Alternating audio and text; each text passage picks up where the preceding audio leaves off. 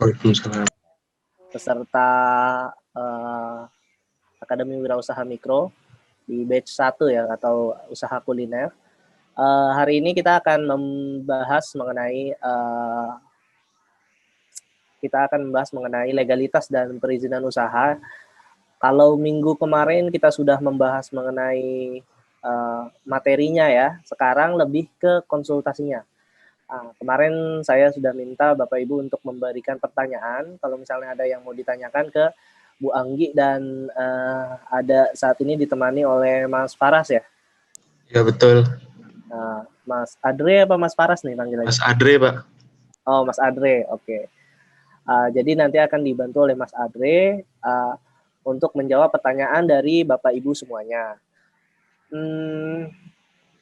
Kalau gitu, tanpa berpanjang lebar lagi, saya berikan kesempatannya kepada Bu Anggi untuk menjawab pertanyaan. Mungkin untuk didahulukan pertanyaan yang pesertanya sudah ada di sini ya Bu ya, yang sudah masuk. Nih ada beberapa kayak kemarin, kalau nggak saya ada Bu Puspa, Bu Dora itu kemarin nanya ya kalau nggak salah. Bu Widya juga kalau nggak salah nanya. Jadi silakan dibahas dulu karena biar bisa dua arah gitu ya. Oke, silakan Bu Anggi dan Mas Faras, Mas Adre.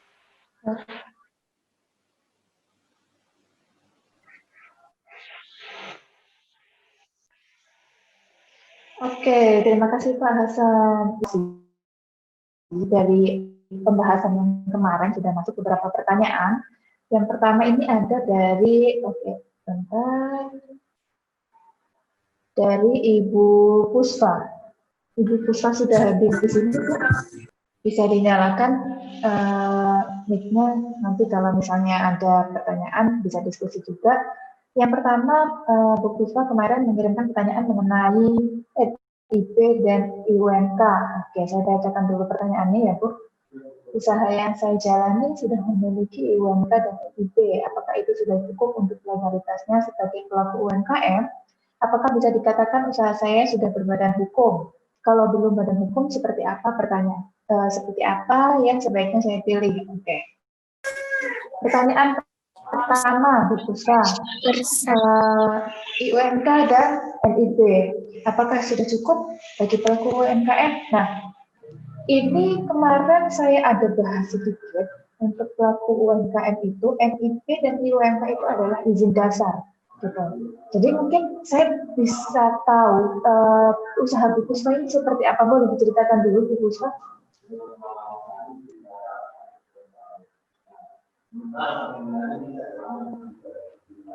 Ya, Bu Puspa mungkin bisa cerita sedikit usahanya seperti apa? Gimana Mbak? Iya, kegiatan usahanya seperti apa Bu? Usahanya ya produksi somai gitu Mbak. Oke, berarti produksi somai tapi masih skalanya UMKM gitu ya Bu ya? Iya. Oke.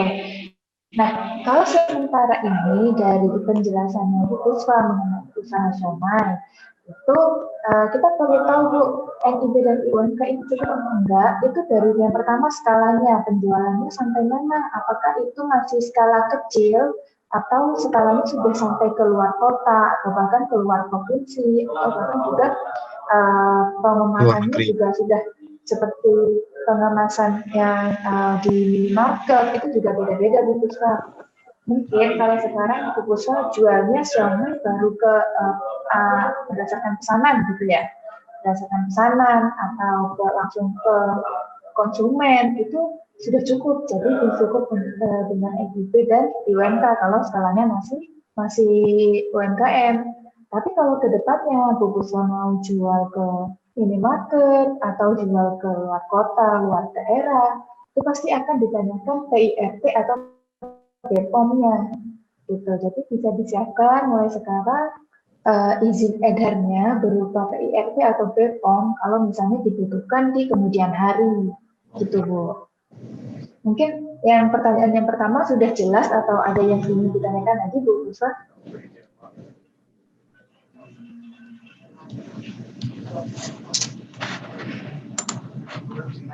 Ya, gini loh Mbak, maksudnya kan kedepannya mau bikin seperti frozen gitu.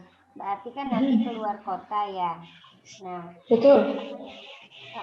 saya bingungnya gini, apakah yang saya punya saat ini itu sudah termasuk izin usaha gitu, sudah aman, jadi nggak usah bikin lagi atau bagaimana gitu. Nah, oke, baik. Jadi kalau misalnya ke depannya itu mau bikin siomay frozen gitu kan, nanti itu izinnya adalah nanti itu izin BPOM. Jadi perlu BPOM untuk seluruh produk yang frozen yang dikirim yang menggunakan pokoknya semua yang dibutuhkan itu nanti izinnya adalah izin BPOM.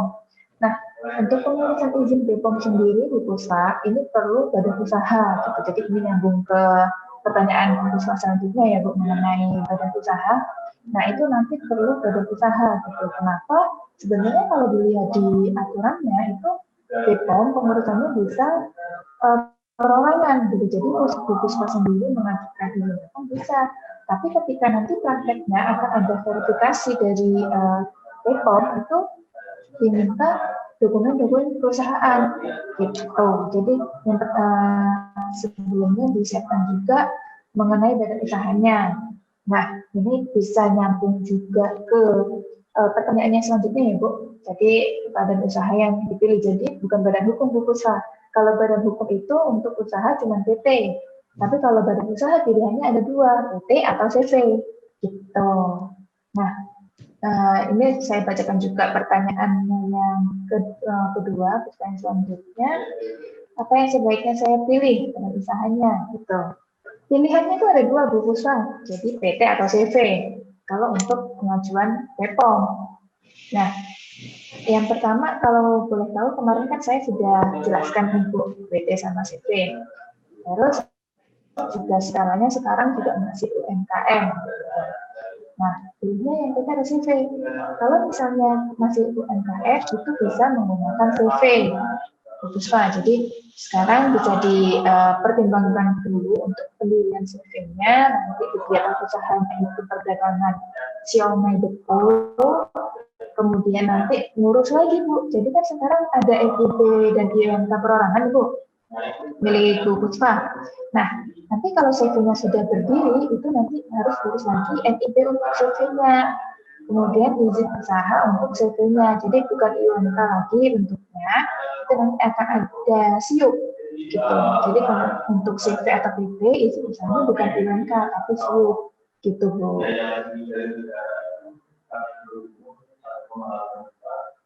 Oke. Sudah cukup jelas Bu Puspa, bisa dilanjutkan ke pertanyaan yang selanjutnya? Oke, dari pertanyaan Bu Puspa, pertanyaan terakhir ini ada apa sih perbedaan NIB, IUMK, dan SIUP mikro? Oke, jadi begini Bu, tiga-tiganya ini beda. Jadi kalau NIB itu sebenarnya seperti KTP. Jadi KTP-nya setiap orang, kalau NIB ini KTP-nya usaha. Jadi NIB ini nama induk berusaha. Itu seperti identitas sebuah pelaku usaha, baik itu perorangan atau non-perorangan. Itu semua harus punya NIB. Nah, fungsinya apa NIB ini?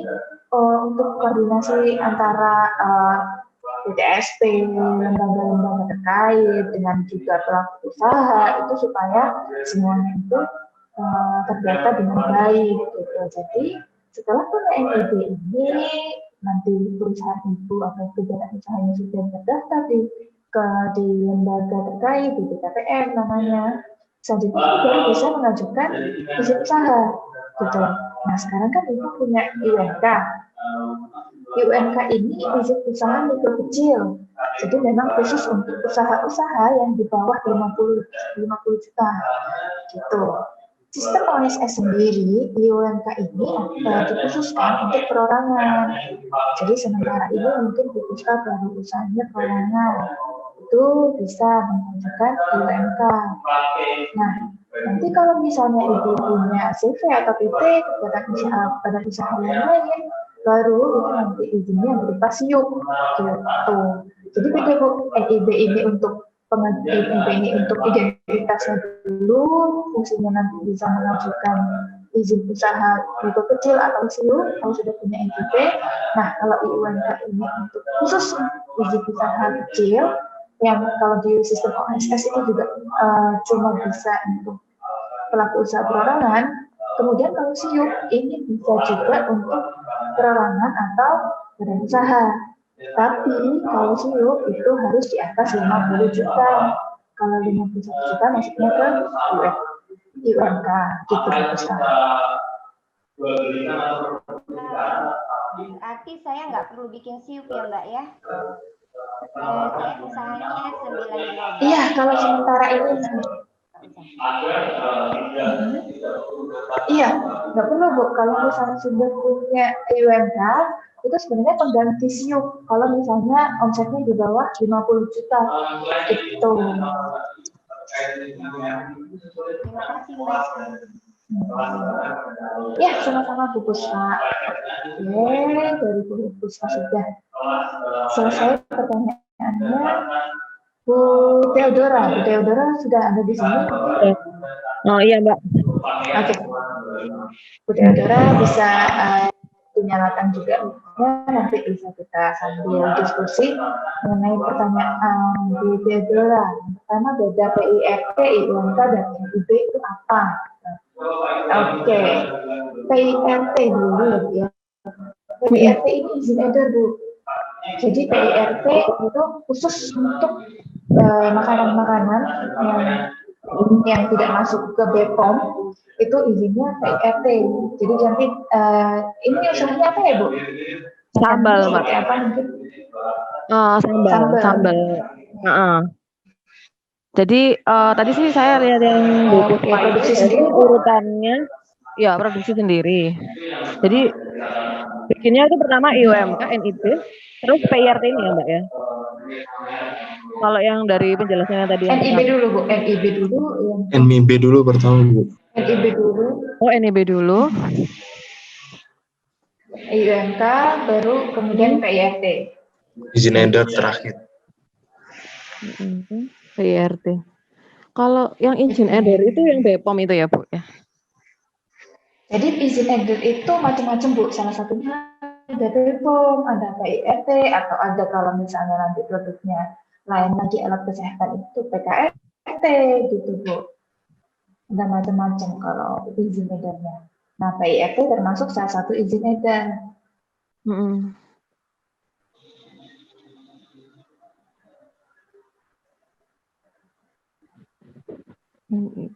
Oke. Nah, kalau misalnya dari produknya sambal sendiri, Bu, itu biasanya nanti kita akan ngecek dulu sambalnya ini menggunakan bahan pengawet atau enggak. Biasanya itu jadi ini yang sering kali salah ya Bu ya. PIRT dulu baru BPOM itu enggak. Jadi PIRT dan BPOM itu benar-benar berbeda. Nah, ada beberapa produk yang izinnya itu masuk ke PIRT, ada beberapa produk yang izinnya masuk ke BPOM. Gitu. Jadi kalau ketika Ibu mau mengajukan izin edar nanti ke Dinas Kesehatan, itu pasti mereka akan ngecek itu sambalnya menggunakan bahan pengawet atau tidak. Kemudian sambalnya ini bertahan berapa lama, kemudian nanti pemasarannya sampai kemana gitu. Nah, kalau misalnya nanti sambalnya ini pakai bahan pengawet, kemudian masa kadaluarsanya juga kurang dari 7 hari, itu biasanya menggunakan izin edarnya PIRT Bu. Gitu. Nah, kalau PIRT ini pengajuannya bisa perorangan. Jadi pengajuan PIRT itu bisa perorangan, kalau BPOM harus ada badan usahanya. Gitu Bu. Soalnya kan ini tanpa bahan pengawet Mbak. Cuman kalau suhu ruang sih cuman maksimal 7 hari kalau suhu ruang ya. Cuman kalau kayak kulkas freezer itu bisa sampai sebulan. Jadi saya PIRT ya. Betul, ya. Jadi nanti masuknya ke PIRT Bu. Untuk NIB dan IUMK-nya sudah proses pengurusan ini atau belum, mungkin besok Senin karena kan loadnya lagi agak tinggi. Kan soalnya kan jadi saya PO sambal nanti setelah PO selesai saya biasanya tuh terima kayak masakan-masakan gitu loh Mbak. yang jarang-jarang orang bikin. Nanti itu seminggu nanti bikin lagi gitu biasanya. Jadi Senin itu kan jadi mulai Senin mungkin. Makanya kan IG-nya ada dapur gitu, bukan sambel.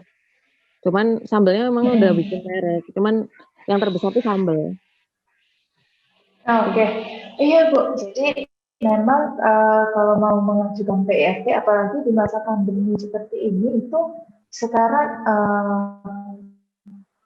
prosesnya akan lebih lama ya Bu ya. Jadi sebaiknya mulai dicicil persyaratannya dari sekarang, mulai dari NIB, kemudian izin usaha mikro kecilnya itu sudah diproses juga, kemudian mengajukan ke dinas kesehatan. Nah, setelah mengajukan ke dinas kesehatan itu biasanya akan ada antrian ya Bu ya. Itu antrian untuk semacam penyuluhan dari dinas. Itu nanti akan ada di penyuluhan. Saya kurang tahu juga kalau masa pandemi ini karena beberapa dari awal tahun sampai sekarang itu masih ditutup Bu. Jadi belum ada penyuluhan dulu dari dinas. Itu nanti mungkin jadi itu sebaiknya daftar dulu, nanti akan di follow up lagi dari dinkesnya, akan ada penyuluhan. Nanti kalau sudah dijadwalkan penyuluhannya bisa ikut atau bisa proses PIRT-nya gitu. Kalau PIRT-nya ini daftarnya itu secara online atau saya datang langsung ke dinas ya? Karena per dinas itu beda-beda ya Bu ya. Ini tergantung domisili, itu nanti kadang ada beberapa daerah yang sudah online, ada beberapa daerah yang masih manual gitu. Jadi sebaiknya kalau saya sarankan memang datang dulu ke dinasnya Bu, dinas kesehatannya untuk minta formulirnya. Nanti kalau misalnya sudah bisa online, pasti akan diarahkan untuk ke website-nya juga gitu. Ya, oke Mbak. Terus yang ini, saya kan udah sampai ke Hong Kong. Ya, cuman kirim ke temen aja sih sebenarnya. Nah, kalau misalnya temen sih udah mulai tertarik untuk nyoba masarin ke sana. Nah, itu saya bingung izinnya itu apa aja ya? Oke. Karena ini produknya sambal makanan, katakanlah secara umum ya Bu ya, maka izinnya yang perlu tambahan itu ada angka pengenal importir atau untuk kepabeanannya itu ada APU, nanti itu submitnya di pengajuannya melalui OSS juga. Jadi kan ini Bu Dadara belum mengajukan NIB, itu bisa sekalian di OSS-nya Bu, gitu. Jadi nanti bisa di OSS-nya itu ada pilihan untuk APU, akses kepabeanan itu bisa dipilih di centang. Nah itu nanti akan bisa dipilih juga. Nah nanti setelah itu munculnya akan bersamaan. Jadi NIB sama API itu nanti akan terbit bersamaan, akan aktif juga secara bersamaan. Gitu Bu. Terus ini ketika saya daftar API itu yang konsekuensinya nanti Ibu bisa juga langsung tes. Oh, keluarnya itu nanti langsung ke pajak atau gimana ya? Kan biasanya kan ada kayak kalau dari API sendiri itu oke.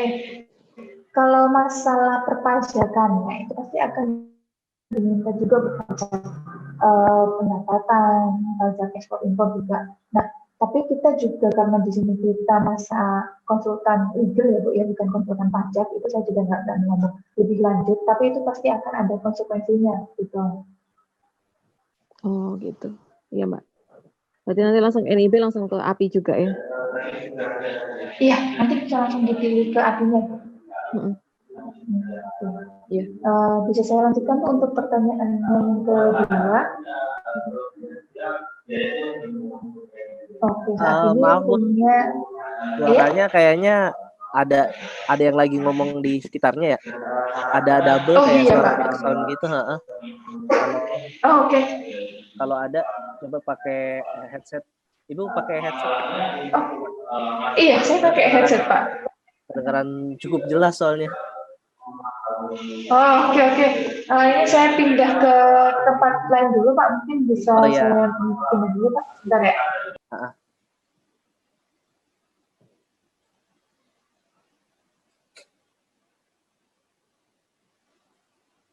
Tadi berarti yang sudah terjawab adalah pertanyaan dari Bu Puspa dan Bu Dora ya? Bu Theodora, iya. Iya, Bu Theodora udah semua Bu terjawab Bu? Udah semua Tahu? sebenarnya. Saya Udah kan ada semua. 3, ada 3, Iya. ada 3, cuman kayaknya yang nomor 2 udah terjawab.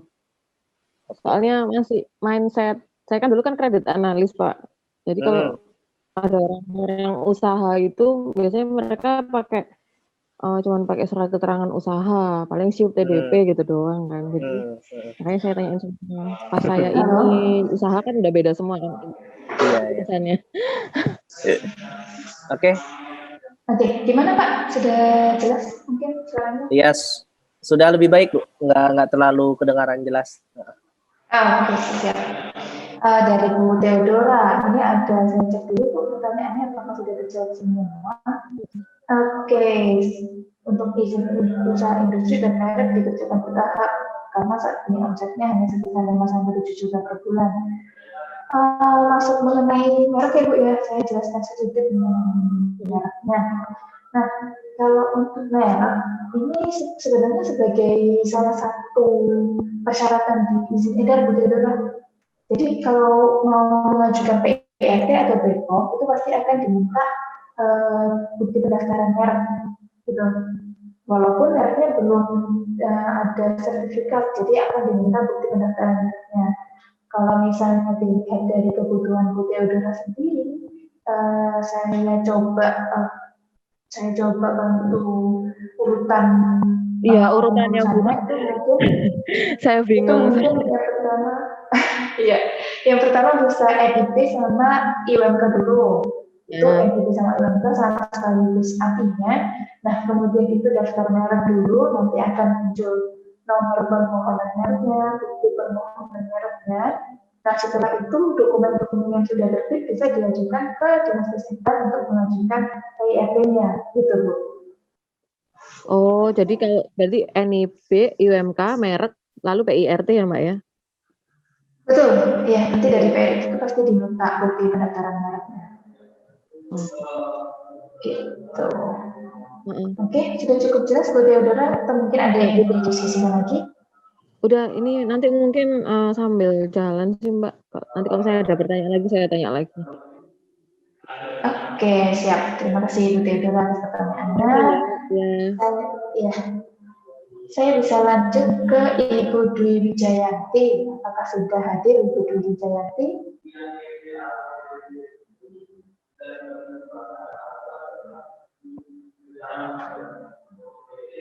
Sepertinya belum hadir ya Pak Hasan. Bu Dwi.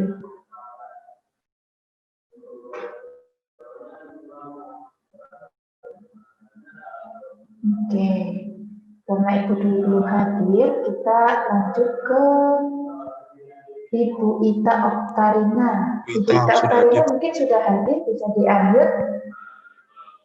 Ya, hadir. Oke, siap. Oke, Bu Ita, ini nanti saya akan jawab dulu pertanyaan dari Bu Ita mengenai pendirian PT. Apakah bisa diberi informasi lebih detail bagaimana cara pendaftarannya, berapa minimal karyawan, estimasi biaya. Oke, Bu Ita. Nah, untuk pendirian PT ya, Bu? Kalau boleh tahu domisilinya di mana, Bu? Saya domisilinya di Cikarang. Di Cikarang, siap. Kebutuhan pendirian PT-nya seperti apa dulu, Bu? Atau sebelumnya ada persyaratan yang harus PT atau bagaimana? Saya kan ada kemungkinan, saya tuh ada rencana mau ekspor kopi.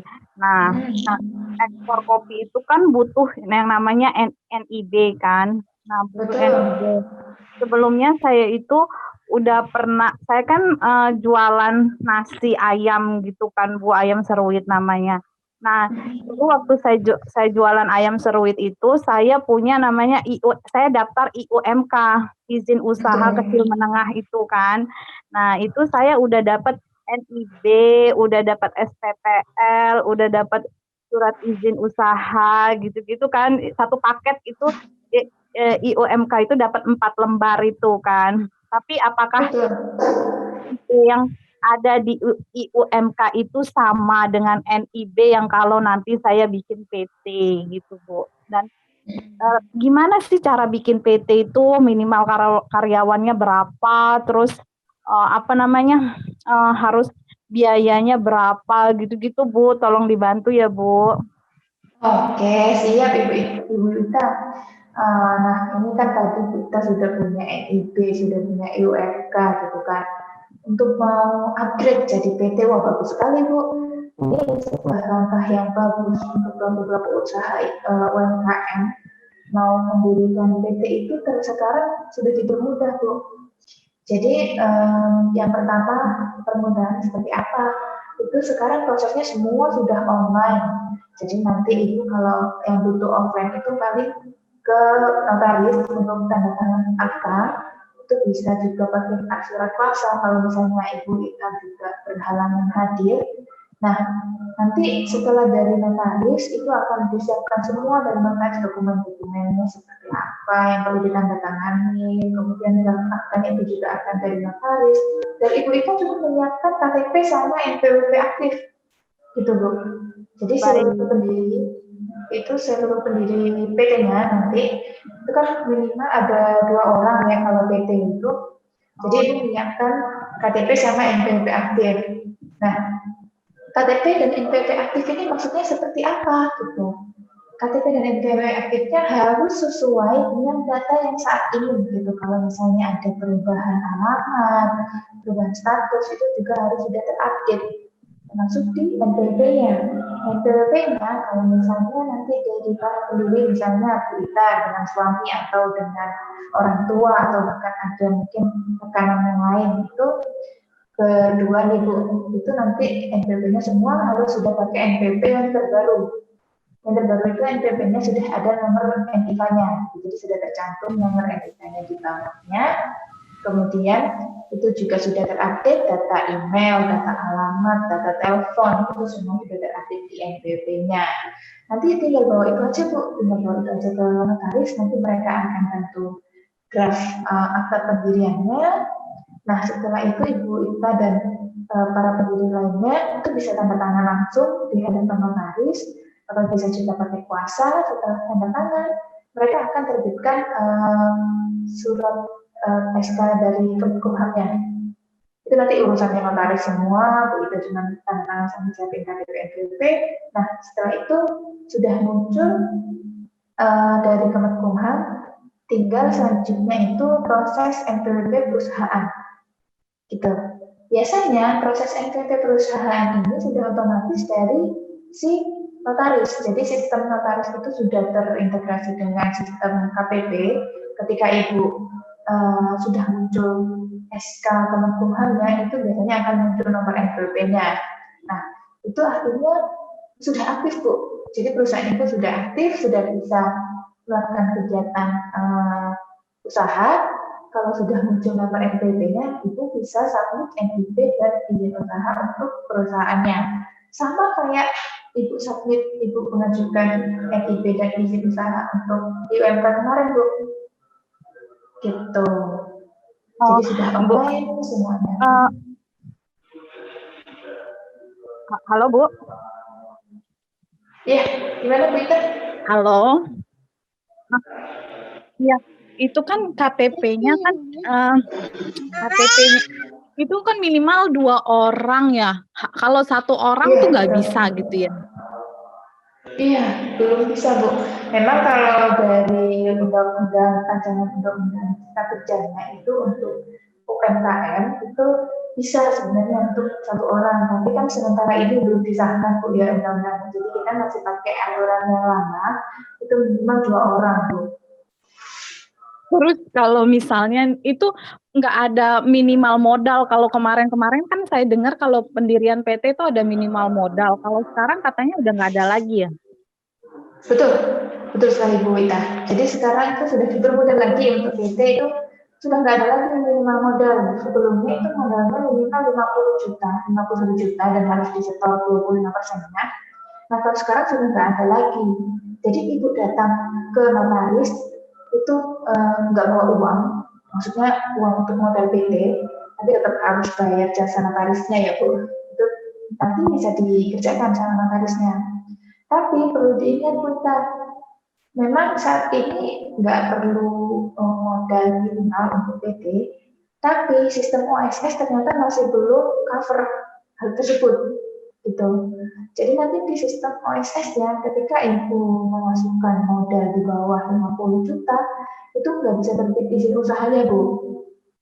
Itu Masih belum apa, Mbak? sementara ini masih belum cover, masih belum bisa bisa membantu dengan modal tersebut. Gitu.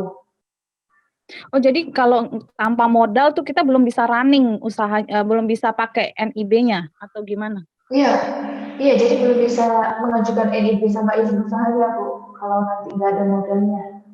Gitu. Minimal Padahal, modalnya tadi berapa? kalau di OSS itu minimal modalnya masih 50 juta Bu, masih ikut peraturannya dulu. Oh, itu katanya Omnibus Law katanya minimal pendirian PT nggak mesti 2 orang. Sekarang katanya karena adanya Omnibus Law jadi 1 orang bisa tuh katanya. Benar nggak tuh, Mbak? Iya, jadi gini Bu, Omnibus Law itu memang memberikan kemudahan untuk UMKM. Sebenarnya dia mengaturnya 1 orang bisa bikin PT, gitu. Bisa. Jadi mereka mengaturnya seperti itu, benar. Tapi sementara ini si Omnibus Law ini belum disahkan Bu Ita. Gitu. Jadi kalau misalnya Omnibus Law ini sudah benar-benar disahkan, nanti kita bisa bikin PT hanya dengan 1 orang, tapi dengan ketentuan selama 1 tahun nanti harus ada penyesuaian lagi. Jadi Bu Ita harus mencari pendiri lain, pemegang saham lain untuk disesuaikan dengan undang-undang PT-nya, yaitu minimal 2 orang pendirinya. Gitu. Kalau modal setoran yang di awalnya gimana Bu Anggi? Berubah nggak? Kalau modal setoran awal. Iya, kalau modalnya sekarang itu Pak Hasan sudah nggak ada lagi Pak minimal modal setoran. Jadi kalau untuk mendirikan PT-nya aja, jadi tanpa NIB sama izin usaha sampai keluar SK-nya aja, itu nggak ada minimal modal setoran. Tapi nanti akan muncul masalah ketika kita mengajukan NIB sama izin usaha gitu. Nah, dingin. Halo Mbak, halo Bu. Iya, Bu. Itu kan tadi harus pakai KTP aktif dan NPWP aktif. Nah, kendala saya nih alamat di ini kan KTP saya tuh alamatnya di Bekasi, sementara NPWP saya alamatnya Lampung. Itu kendala nggak ya? Oke, bagus sekali pertanyaan Bu Ita. Ini selalu saya ingatkan ke klien-klien saya, kalau misalnya ada perbedaan alamat di KTP sama NPWP, itu dia akan nanti akan ada masalah, jadi akan ada kendala ketika penerbitan SK Kemenkumham. Biasanya itu akan diminta update dulu. Untuk alamat yang sekarang di mana Bu Ita? Sekarang sih Bekasi, tapi NPWP masih alamat Lampung. Gimana ya? Oke, itu biasanya akan diminta update dulu penyesuaian alamat Bu Ita ke KPP terdaftar gitu di Lampung. Nah, karena jauh ya Bu Ita di Lampung itu biasanya mereka dari KPP akan memberikan kemudahan-kemudahan. Salah satu contohnya itu bisa update melalui online. Ada sistem perpajakan online itu bisa nanti Bu Ita akses di websitenya itu. Nah, itu nanti dia akan ada menu untuk perubahan data. Itu bisa diajukan perubahan data, perpindahan alamat, gitu Bu Ita. Oh ya baik. Kalau untuk karyawan minimal berapa ya untuk awal pendirian PT? Kalau untuk minimal karyawan tidak ada minimal Bu Ita. Jadi itu diserahkan kembali ke keperluan si pendiri. Itu mau karyawan 1, 2 atau dari awal pun karyawannya cuma para pendiri aja itu nggak masalah kita. Itu sudah bisa pendirian PT-nya sudah bisa. Oh jadi tanpa karyawan pun bisa ya, cuma 2 orang pendiri aja itu udah bisa didiriin PT ya Bu? Betul. Untuk biaya notaris sendiri kisaran range berapa ya Bu ya? Kalau biaya notaris sendiri itu biasanya mereka per daerah beda-beda, bukan notaris beda-beda, tapi kalau rata-rata itu untuk pendirian PT bisa 7 sampai 10 juta Bu Ita. 7 sampai 10 juta ya. Iya. Itu nanti kan misalnya gini, kita kan belum ada modal awal, kan katanya kalau bikin PT nggak pakai modal awal bisa, kita udah udah dapat NIB. Nah, nanti kalau tapi NIB ini kita nggak bisa pakai karena kita belum ada modal awal, kita belum ada belum bisa bikin izin usahanya, belum bisa jalan gitu kan usahanya. Nah, nanti ketika kita udah ada modal, kita tinggal masukin aja atau kita butuh jasa notaris lagi untuk ngurus izin usaha itu untuk bisa berjalan? Oke. Oke, Bu Ita, ini pertanyaan menarik ya, ini beberapa kali juga terjadi di klien saya. Biasanya sekarang itu sistem AHU itu juga mereka nggak perlu lagi bukti setoran modal, tapi yang diperlukan adalah surat pernyataan. Nah, kalau misalnya ke depan Bu Ita itu sudah ada rencana, misalnya nanti saya akan masukkan modal sebesar 100 juta gitu. Itu Ibu bisa bikin surat pernyataan setor modal namanya. Nah, itu nanti bisa disampaikan juga ke notarisnya. Sekarang saya belum ada modal, tapi nanti saya akan mengajukan sebesar 100 juta. Tolong dibuatkan surat pernyataannya. Itu bisa Bu Ita. Jadi sekarang dibuatkan surat pernyataannya, Bu Ita tanda tangan selesai. Nanti di angkanya akan tertulis modalnya sebesar 100 juta. Kalau seperti itu, nanti kita bisa langsung mengajukan NIB sama izin usahanya bisa langsung keluar. Gitu. Jadi kita nego di awal sama notaris kalau next time saya ada uang baru saya nanti udah including yang 7 juta sampai 10 juta itu udah including semuanya gitu, itu bikin perjanjian di awal sama notaris gitu ya Bu ya? Iya, disampaikan di awal Bu. Kalau misalnya Ibu bilang, sekarang saya nggak ada modal gitu, nanti modalnya dibeli nol. Ketika Ibu mau mengajukan modal sebesar 1 juta misalnya, itu akan harus perubahan akta lagi Bu. Jadi Ibu harus datang lagi ke notaris, perubahan akta, kemudian harus mengeluarkan biaya lagi gitu Bu. Jadi memang sebaiknya dari awal sudah disiapkan. Baik. Itu tadi Kak, saya kan punya NIB IUMK kalau sama NIB PT apakah sama atau beda itu nantinya? Nantinya akan beda Bu. Jadi NIB milik Bu Ita sama NIB nanti PT-nya itu nanti beda dokumen, tapi bisa diakses dalam satu email. Jadi bisa menggunakan email Bu Ita, pengurusan NIB perusahaannya juga. Jadi tidak perlu bikin email baru. Gitu. Oh iya, ini pertanyaannya agak ini sih. Kalau misalnya NIB IUMK itu batasannya untuk apa aja ya, dipakai untuk apa aja ya? Bisa nggak sih NIB itu maksudnya fungsi dari NIB IUMK itu sendiri tuh bisa dipakai kemana aja gitu ya Bu ya? Oke, fungsi NIB sama IUMK. Bagus sekali pertanyaannya. Ini nanti Bu Ita bakalan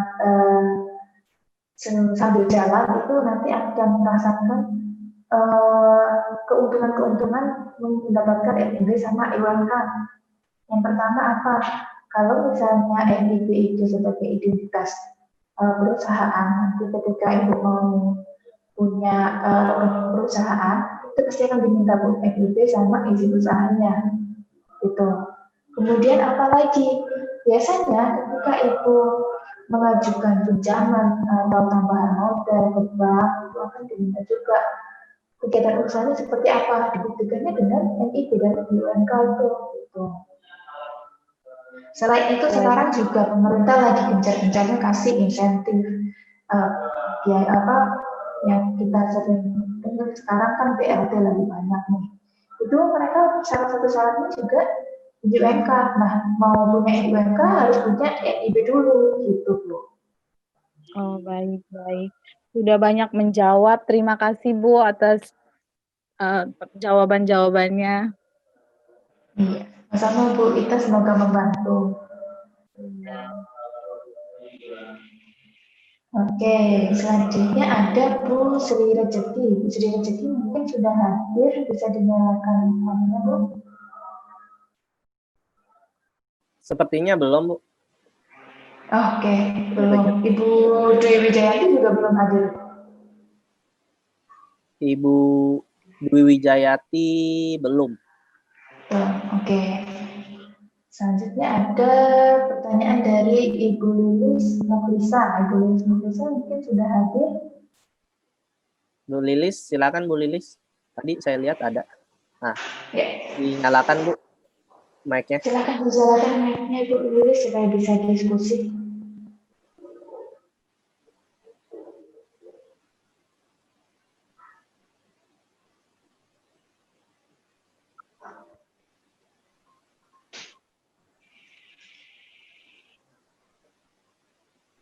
Bu Lilis, Oke, bisa saya lanjut aja ya Pak, mungkin Pak Hasan sambil Ya. saya bacakan pertanyaannya. Dari Bu Lilis, kalau sudah punya izin halal tapi expired, cara perpanjangnya bagaimana? Apa harus dari awal? Apa tinggal perpanjang aja? Oke Bu Lilis, ini mengenai izin halal. Nah, ini banyak juga ternyata izin halal ini yang kena masalah karena mereka juga tidak punya izin halal. Dari Bu Lilis sendiri ternyata masalahnya ada izin halalnya sudah expired gitu, sudah berakhir. Nah, ini saya jelaskan sedikit mengenai halal. Sertifikasi halal itu hanya berlaku 4 tahun dan harus diperpanjang sebelum 3 bulan masa berakhirnya gitu. Perpanjangnya bagaimana? Perpanjangnya itu sama seperti itu mengajukan sertifikasi halal pertama, itu akan ada pengisian formulir, tapi itu formulirnya adalah formulir perpanjangan. Jadi kalau untuk perpanjangan itu tidak ada lagi pemeriksaan komposisi produk Bu Lilis. Jadi bisa pakai yang sebelumnya.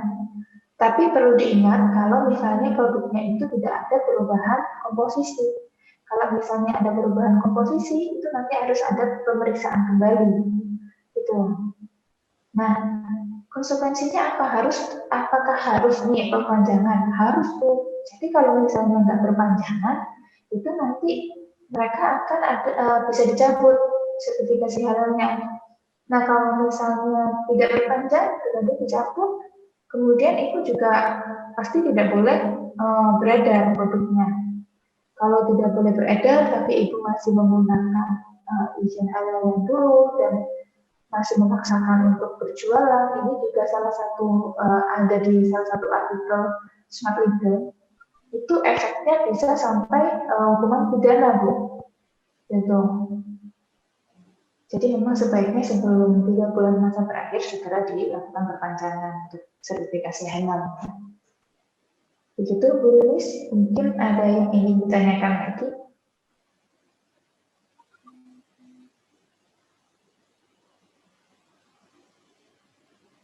Oke, sudah cukup jelas, mungkin Pak Hasan bisa saya lanjutkan ke pertanyaan lainnya, Pak?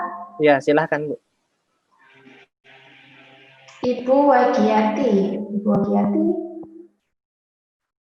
Ibu Wagiati udah hadir nih.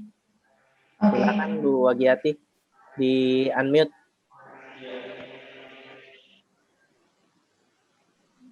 Ibu Wagiati bertanya mengenai izin legalitas usaha, kemudian apa saja kalau UMKM kita sudah memiliki izin legalitas usaha.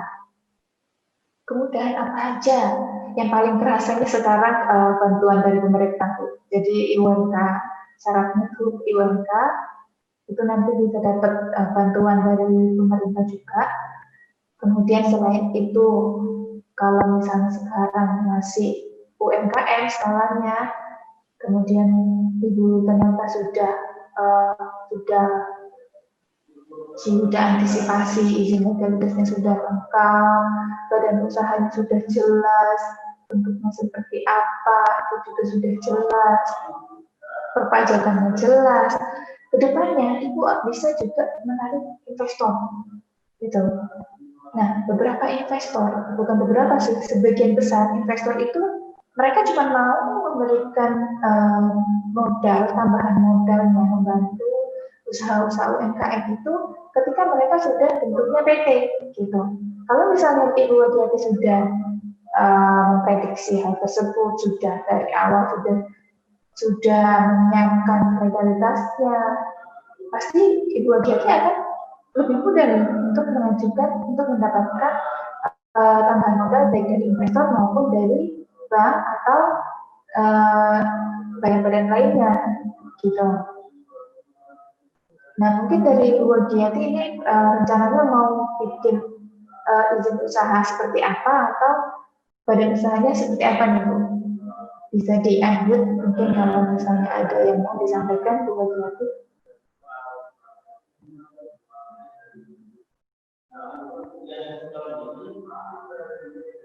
Mungkin lagi nggak online kali ya Bu ya? Iya. Ini tapi pertanyaannya sudah dijawab Pak Hasan. Nggak apa-apa ya Pak? Oke, nanti Bu Giati kalau mau menyampaikan pertanyaan tambahan bisa langsung di admin aja atau tanya di kolom chat ya Bu. Selanjutnya ada ini Pak Roham. Mungkin Pak Roham sudah datang atau belum? Belum ada ya Pak? Belum sepertinya Bu. Oke, berarti saya lanjutkan ke Ibu Suhaini. Ibu Suhaini sudah hadir? Bu Suhaini udah hadir ini. Silakan Bu Suhaini. Oke. Bu Suhaini boleh di-unmute Bu, mic-nya dinyalakan biar kita bisa sambil diskusi, saya sambil jawab pertanyaannya. Iya, aku pertanyaan itu aja Mbak, yang email aku tuh sampai sekarang belum dibalas dari OSS, gimana ya? Oke. Emailnya belum dibalas. Ini udah berapa lama Bu? Dari bikin hari Senin. Bikinnya Senin. Oh, kalau misalnya seperti ini kan sudah lewat dari 3 hari ya Bu ya. Lalu solusinya itu harus kirim email Bu, kirim email ke BKPM. Udah. Permintaan perubahan email. Aku udah kirim. Sudah kirim email juga Bu. Itu berarti aku udah tanda tangan juga di aku kirim balik, aku scan gitu suratnya, tapi apa karena sibuk ya atau bagaimana? Iya Bu Suhaini, memang sekarang kendalanya BKPM itu kan sekarang lagi WFH Bu, dan kalau senternya juga lagi off, jadi belum bisa terima telepon, belum bisa tatap muka juga. Sementara ini cuma bisa secara online melalui email, gitu Bu Suhaini. Dan itu memerlukan waktu yang lebih lama karena mereka sistemnya adalah antrian. Gitu. Mungkin kalau misalnya Bu Suhaini kirimnya mulai hari Senin dan sampai 1 minggu, hampir 1 minggu juga belum ada balasan, itu bisa di follow up lagi Bu, bisa ditanyakan lagi ke BKPM-nya, itu melalui email lagi Bu ya, sambil menunggu dia offline lagi, itu ditanyakan, nanti bisa disebutkan juga tanggal pengiriman dokumennya tanggal berapa, atas nama siapa, NIK-nya juga disebutkan, nanti isi emailnya dijelaskan kalau misalnya Bu Suhaini saat ini akan ada kebutuhan perubahan email tapi belum dibalas sampai sekarang gitu. Nanti biasanya dari BKPM itu akan balas email juga itu statusnya, progresnya antrian permohonan itu sudah sampai mana gitu Bu. Jadi kita kalau belum dibalas kirim lagi aja ya Mbak ya? Iya, kirim lagi aja Bu. Follow up kembali gitu. Ya, karena sejak saya yakin sih pandemi ini pasti mereka sibuk juga ya, banyak yang membuat ya Mbak ya. Karena kan awalnya begitu ya Mbak ya. Karena kan emang daftar namanya udah ada, tinggal prosesnya aja gitu ya. Betul Bu, iya itu makanya memang harus diperhatikan betul-betul ketika kita pendaftaran OSS-nya. Jadi benar-benar nggak ada manual ya Mbak ya, jadi benar-benar harus email lagi ya. Iya betul, jadi kalau sistem OSS sekarang baru bisa email dulu, gitu belum ada tatap muka. Ya. Oke Mbak, makasih ya. Iya sama-sama Bu Suhaini, ini saya lihat Ibu Suhaini sudah ada satu pertanyaan lagi. Bagaimana mendaftarkan usaha kita jika kita usahanya bersama suami? Oh itu maaf Bu, sepertinya itu yang pekan lalu, kemarin. Oke, berarti sudah terjawab ya Bu? Iya. Oke siap, terima kasih Bu Suhaini, semoga menjawab ya Bu. Ya, makasih Mbak Anggi. Nah, ini bisa saya lanjutkan ke Pak Farhan. Pak Farhan, Oke, Pak Farhan juga sudah hadir. Mengenai pertanyaannya izin edar. Oke, saya mau bertanya pengurusan legalitas seperti makanan saji langsung, bukan frozen. Frozen apakah bisa langsung BPOM dan halal atau harus PIRT dulu? Kemudian apakah lebih baik sebelum memulai usaha? Ya, iya harus diprioritaskan, diurusin daripada izin-izin lainnya. Oke, Pak Farhan, boleh diambil Pak, saya mau dengar sedikit tentang produknya seperti apa. Jadi produk saya itu produk fresh sih sebenarnya. Jadi dia produk yang emang harus digoreng terus dia bisa di take away bawa pulang gitu. Jadi cuman ada inovasi bentuk frozennya gitu. Jadi rencananya mau ada bentuk frozennya. Cuman nanti izinnya itu bakal terpisah atau enggak ya terkait BPOM sama PIRT. Soalnya kan kalau BPOM kebanyakan produk fresh kan, sedangkan PIRT itu lebih banyak frozen. Nah itu gimana ya? Tapi brandnya sama. Oke, siap. Mengenai izin edar BPOM atau PIRT, nantinya ketika pemeriksaan itu Pak, itu memang per produknya bisa ada izin yang berbeda-beda. Kalau dari satu merek nih misalnya produknya ada yang frozen, makanan frozen atau makanan yang satunya bukan frozen bisa langsung dikonsumsi gitu, mereka pasti izinnya akan berbeda. Yang makanan frozen itu masuknya ke BPOM, kalau yang makanan langsung konsumsi itu masuknya ke PIRT gitu. Jadi ini perlu dipahami juga bagi pelaku-pelaku usaha khususnya untuk usaha-usaha UMKM. Izin edar PIRT, BPOM atau izin-izin edar yang lain itu sistemnya bukan bertingkat, tapi itu ada per produknya. Jadi nanti yang diperiksa adalah produknya dari Dinas Kesehatan. Gitu. Nanti dari Dinas Kesehatan itu akan dicek. Yang pertama itu ada cara produksinya seperti apa, kemudian distribusinya seperti apa, kemudian bahan-bahan yang digunakan itu bahan-bahannya menggunakan apa saja dalamnya gitu. Nah dari situ itu mereka akan tentukan izin yang diperlukan itu adalah izin BPOM atau izin PIRT gitu Pak Farhan. Baik, terima kasih. Iya, sama-sama Pak. Nah, ini kalau kemudian ada pertanyaan mengenai HKI, harus diprioritaskan dulu sih daripada izin-izin lainnya. Oke, siap. Ini buat salah satu buat Pak Farhan, tapi bisa berlaku juga buat teman-teman UMKM yang lain. Yang sering bingung, mau daftarin merek dulu atau izin edar dulu atau izin usaha dulu gitu. Selalu saya tekankan ke klien-klien saya, khususnya untuk ke teman-teman UMKM juga, itu sesuaikan dulu dengan kebutuhan saat ini, gitu. Kalau memang saat ini dirasa belum perlu daftar merek, belum perlu daftar izin edar, ya berarti izin usaha ini dulu kan. Tapi kalau misalnya mau upgrade, mau upgrading juga mau masuk ke produknya, mau masuk ke minimarket karena tadi minta PIRT, diminta untuk izin-izin yang lain, maka seharusnya daftar merek dulu. Kenapa? Kalau seperti yang sudah saya jelaskan di minggu kemarin, daftar merek itu prosesnya lama gitu, dan ternyata izin-izin edar atau izin-izin yang lain itu berapa ada yang mensyaratkan diminta bukti pendaftaran mereknya. Nah, karena prosesnya lama dan juga menjadi salah satu persyaratan, sebaiknya didaftarkan dulu mereknya gitu.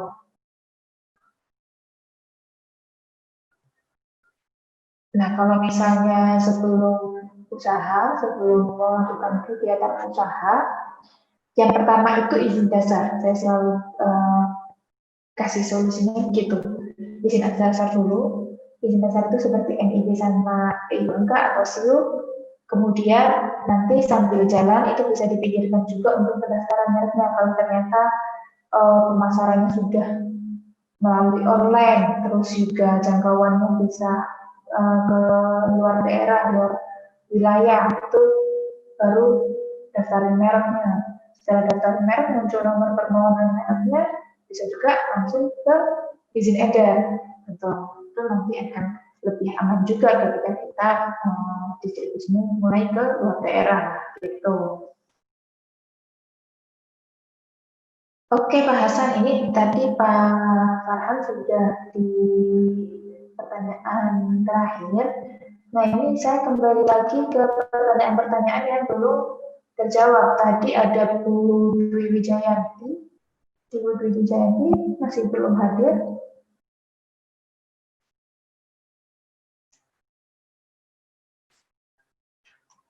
Belum hadir ya. Kalau Ibu Sri Rezeki?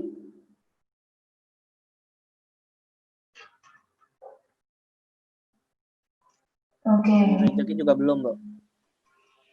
Bu Sri Rezeki juga belum. Bapak Rohab belum hadir juga. Rohab juga belum sepertinya. Oke. Ini ada 3 pertanyaan yang belum dijawab.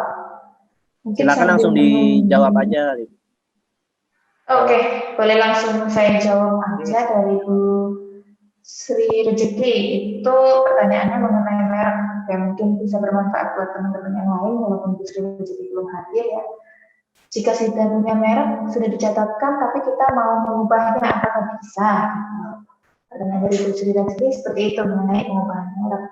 Nah, pengubahan merek ini itu kita perlu tahu dulu yang mau diubah apa gitu. Kalau di sistem PJKI, Ditjen HKI sendiri itu dia menyediakan opsi, menyediakan menu juga untuk proses perubahan merek itu, tapi bukan mereknya. Jadi kayak misalnya perubahan alamat, perubahan email, terus perubahan nama pemilik merek itu bisa diproses.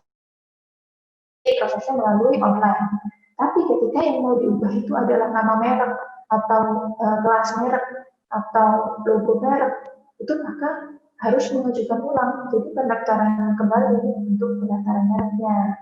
Gitu Bapak Ibu sekalian. Jadi perlu diingat kalau misalnya nanti sekarang logonya baru launching, logonya masih sederhana, sudah didaftarkan merek, masih terus beberapa tahun kemudian mau upgrade lagi logonya yang lebih engaging, lebih menarik itu nggak bisa dilakukan perubahan. Yang bisa adalah pendaftaran merek lagi dengan logo yang baru gitu. Berarti harus benar-benar sudah pasti gitu ya Bu ya, supaya nggak berkali-kali. Iya betul Pak Hasan. Jadi memang harus sudah pasti logonya mau dipakai itu yang seperti apa. Nah ini juga jadi salah satu tips yang selalu saya sampaikan ke klien ketika mereka mau daftarin merek gitu kan. Itu mereka biasanya dari awal mau melakukan kegiatan usaha, mereka biasanya sudah menyiapkan beberapa logo. Jadi di booth-nya nanti logonya berbeda, di restorannya atau di outlet-nya di logonya beda lagi, kemudian nanti ada di packaging-nya juga logonya berbeda. Nah, saya selalu sampaikan, kalau misalnya tiga-tiganya logo ini, keseluruhan logonya ini mau digunakan, sebaiknya didaftarkan semuanya. Gitu. Kenapa? Karena merek ini cukup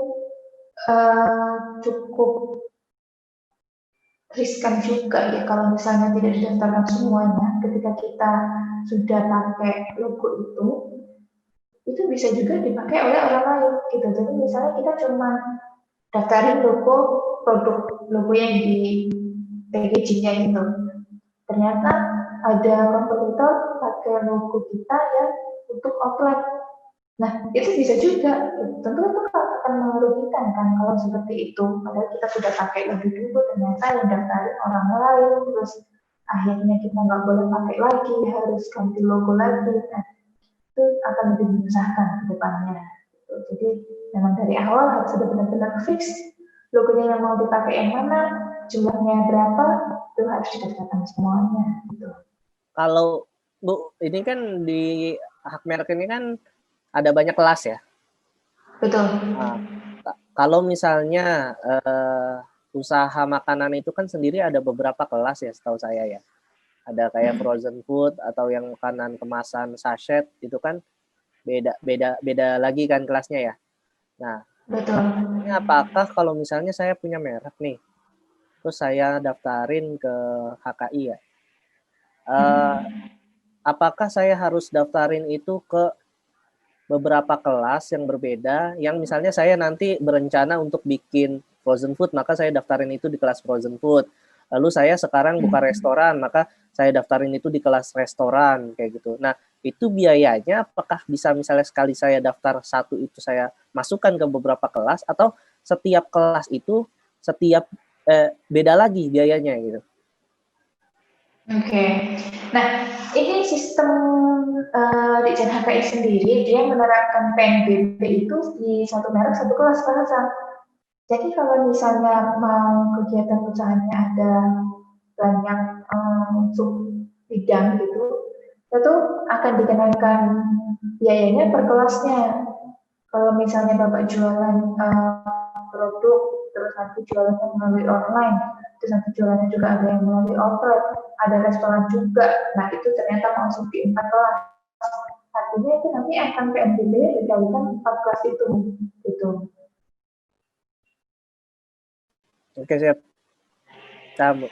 Oke, siap. Nah, selanjutnya ada pertanyaan dari ini dari Bu, ya. Ini ada Bu dari Bu Widya, orangnya ada nih. Mungkin bisa dijawab dulu aja kali ya, sambil nanti Ibu yang lain. Ya, Bu Widya ini yang di kolom chat. Sebentar, saya cek juga. Di kolom chat beliau ngasihnya pertanyaannya. Oke, Bu Widya, pertanyaannya, Alhamdulillah saat ini sudah memiliki NIB, IUMK, PIRT, halal dan sedang proses pendaftaran merek di Ditjen HKI. Perlukah saya mendaftarkan usaha untuk legalitas UG, CV, atau BP? Karena saat ini saya belum merasakan kebutuhan untuk mendaftar tersebut. Apa saja manfaat yang didapat kalau punya legalitas usaha? Oke, Bu Widya. Jadi sementara ini baru perorangan ya, Bu? Iya, betul. Oke. Nah, biasanya ini selalu saya kembalikan lagi ke kebutuhan dari pelaku usaha. Sementara ini, apakah ada Ibu Widya merasakan kendala atau misalnya masalah atau misalnya salah satu persyaratan diminta sebagai bentuk badan usaha? Itu pernah Ibu Widya mengalami hal tersebut? Kalau saat ini belum sih Bu, belum ada. Paling misalnya kalau ada bantuan seperti ada lomba BIP kemarin dari Kemenparekraf itu bantuan insentif pariwisata kalau nggak salah, bantuan insentif lupa saya dari Kemenparekraf. Nah, itu baru disyaratkan ada legalitas usaha. Tapi saya mundur karena memang saya belum punya itu gitu kan. Terus kalau untuk kebutuhan penjualan kan kebetulan saya jualan pizza, ada outletnya kan. Sejauh ini sih saya belum ada kebutuhan untuk itu gitu. Dan beberapa kali diskusi sama teman yang sudah punya legalitas usaha itu, mereka bilang mereka butuhnya itu kalau misalnya mau ikut pengadaan pemerintah, yang berhubungan dengan pemerintah, baru mereka butuh nanti terus ada laporan pajak dan sebagainya. Nah, sementara saya untuk penjualan sih nggak ada berhubungan dengan pemerintah begitu. Jadi sampai saat ini belum merasakan kebutuhan untuk mengurus itu. Jadi masih melihat-lihat dulu apa ya kira-kira yang kalau saya urus ini apa bakal tambah ribet atau ada kemudahan-kemudahan lain yang bisa saya dapatkan. Makanya saya minta pencerahannya tadi sama Ibu. Oke, siap Bu Widya. Ini untuk badan usaha sendiri. Kalau misalnya saat ini Bu Widya belum butuh, gitu kan? Nah, dia juga bisa sebagai investasi jangka panjang, Bu. Kalau saya bilang ya, untuk badan usaha sendiri legalitas penyiapan legalitas usaha ke depannya. Karena apa? Sekarang kan dia usahanya nih seperti jualan pizza gitu kan, produk makanan. Kalau saya bilang itu kedepannya mungkin Bu dia sudah punya bayangan nih kalau usahanya bakalan lebih besar, atau mau juga produknya itu dikenal di tempat-tempat lain, terus kerjasama dengan pihak ketiga, itu sebaiknya disiapkan mulai awal legalitas usahanya. Kenapa? Karena kalau apalagi produk makanan, mungkin produk makanan ini kan gampang banget nih ini hitsnya gitu kan, gampang banget mereka terkenal ke luar daerah juga, apalagi penjualannya melalui online. Nah, itu ketika Bu Widya mau melakukan usaha, salah satu contohnya dengan cara penerbitan STPW atau mau melakukan franchise, itu harus ada dulu bentuk badan usahanya yang berbentuk PT gitu. PT ini, STPW ini, izin franchise sendiri ini juga nggak mudah. Karena apa? Salah satu syaratnya itu harus berbentuk PT selama 5 tahun.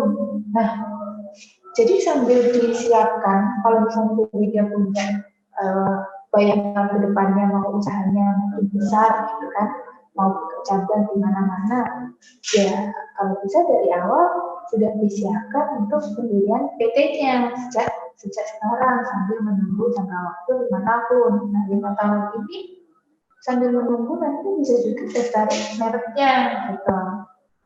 Selain itu, apalagi kemudahan atau mungkin keuntungan yang didapat nanti Bu Widya kalau misalnya legalitas usahanya lengkap, itu nanti ketika Bu Widya mau misalnya membuat perjanjian dengan supplier atau dengan distributor, nanti mungkin kedepannya akan ada distributor gitu kan, akan ada perantara. Itu lebih baik juga kalau misalnya bentuknya adalah PT. Kenapa? Kenapa saya sarankan PT? Kalau kita bekerja melibatkan banyak orang, kemudian juga resikonya juga lumayan tinggi gitu kan ketika melibatkan banyak orang. PT ini adalah salah satu bentuk badan usaha yang paling aman. Dia berbadan hukum. Kaitannya apa? Ketika nanti ibu mungkin harapannya akan baik-baik saja gitu kan, kerjasama sama orang lain itu akan baik-baik saja. Tapi kan kita juga nggak pernah tahu ke depan akan jadi seperti apa. Ketika Ibu Widya mengalami kerugian atau salah satu pihak mengalami kerugian, itu harta pribadi Bu Widya itu akan tetap aman. Jadi nanti harta yang akan dijadikan sebagai ganti rugi itu adalah harta PT-nya, bukan harta Bu Widya gitu. Jadi itu lebih aman juga. Jadi bukan hanya sekedar mau ikut tender atau persyaratan-persyaratan tadi dari kementerian yang tadi itu bukan sekedar seperti itu, tapi bisa juga lihat seperti ke depan safety-nya. Terus juga mau upgrade juga, itu juga bisa dilihat dari situ Bu Widya. Oke, siap Ibu. Ternyata ini ya banyak keuntungan ya, banyak manfaat jangka panjang yang bisa diperoleh kalau bisa punya legalitas ya Bu ya. Khususnya PT ya Ibu, saran dari PT ya. Betul Bu. Khususnya PT gitu. Jadi kalau sekarang Bu Widya masih usaha perorangan gitu kan, mungkin Bu Widya merasa mungkin bisa dirasakan Bu nanti kalau bedanya nanti Ibu Widya mungkin punya PT gitu, itu akan lebih jelas laporan keuangannya lebih jelas, kemudian pemasukan pengeluaran itu lebih jelas, pembayaran pajak juga lebih jelas, hartanya Bu Widya itu akan lebih aman daripada ketika seperti sekarang waktu Bu Widya masih usaha perorangan gitu. Apalagi nih kalau misalnya Bu Widya juga udah daftar merek gitu kan, kedepannya kalau daftar merek itu sangat berpotensi sekali produk yang dijual itu akan berkembang, akan lebih banyak penjualannya gitu. Ketika penjualannya sudah lebih banyak, ibu akan lebih sering juga melakukan transaksi dengan pihak ketiga itu Bu Widya. Oke Ibu, terima kasih banyak atas pencerahannya Ibu, membantu sekali. Ya. Sama-sama Bu Widya. Oke, bahasan dari Bu Widya sudah cukup jelas ini bisa saya lanjutkan ke pertanyaan yang belum terjawab tadi dari Ya, silakan. Ibu Dwi Wijayanti tadi belum terjawab karena belum hadir juga. Pertanyaannya adalah mengenai OSS. Oke, mengenai OSS, mengubah nama kepemilikan yang sudah terdaftar di OSS. Apakah satu email bisa digunakan oleh dua usaha yang berbeda? Dan penjelasannya dan arahan dan kerangka cara mengubahnya di OSS. Oke, untuk OSS. Nah, OSS ini karena sistemnya dia sudah terintegrasi dengan sistem AHU, sistem perpajakan, bahkan juga sistem kependudukan, dia cuma bisa diregister di satu NIK. Contohnya begini, mungkin Bapak Ibu sekalian baru punya sistem OSS itu untuk kegiatan usaha perorangan, gitu kan? Nah, tapi kedepannya punya CV. Nah, punya CV, ketika Bapak Ibu punya CV itu sistem OSS yang Ibu buat sebelumnya untuk usaha perorangan itu bisa dipakai lagi untuk CV atau PT kedepannya, gitu. Jadi itu satu akun bisa digunakan untuk dua usaha yang berbeda. Cara merubah nama kepemilikan yang sudah didaftar di OSS. Nah, oke, cara merubah ini sebenarnya saya perlu tanya lebih lanjut. Tapi kalau misalnya dari pertanyaan Bu Dwi Wijayanti ini, merubah nama kepemilikan itu di sistem OSS dia ada nama penanggung jawab. Kalau misalnya Bapak Ibu sudah pernah akses OSS itu ada nama penanggung jawab. Kalau di PT itu kan biasanya penanggung jawab itu di atas nama direktur ya Bapak Ibu ya. Nah, ketika kita ternyata pada saat submit ada masalah di OSS-nya menggunakan etika direktur, entah itu etikanya tidak terdaftar atau direkturnya tidak punya email yang terdaftar di OSS atau masalah-masalah yang lain, itu kita juga bisa mengajukan dengan etika pendirian lain, baik itu komisaris atau direktur yang lain, itu bisa. Tapi kedepannya harus diubah kepemilikannya. Nah, pengubahan kepemilikan atau penanggung jawab ini caranya itu cukup mudah. Jadi nanti dipastikan dulu ya yang mau diubah ini atas nama siapa. Nanti misalnya saya komisaris, nanti Pak Andre direktur. Ternyata Pak Andre emailnya bermasalah atau NIK-nya bermasalah. Jadi melanjutkan OSS-nya menggunakan NIK dan email saya. Ketika sudah jalan, itu harus diubah ke penunjuknya ke Pak Adri lagi. Nah, perubahan ini, itu syaratnya cuma butuh NIK, NPWP, dan email OSS yang terdaftar di OSS milik Pak Adri. Jadi nanti masuk ke akunnya Pak Adri, kemudian mengajukan perubahan penanggung jawab di sistem OSS itu ada salah satu menunya itu perubahan penanggung jawab. Itu nanti bisa langsung pilih nama usahanya di situ, kemudian tinggal tarik aja datanya, itu nanti secara otomatis akan pindah penanggung jawabnya menjadi Pak Adri, gitu.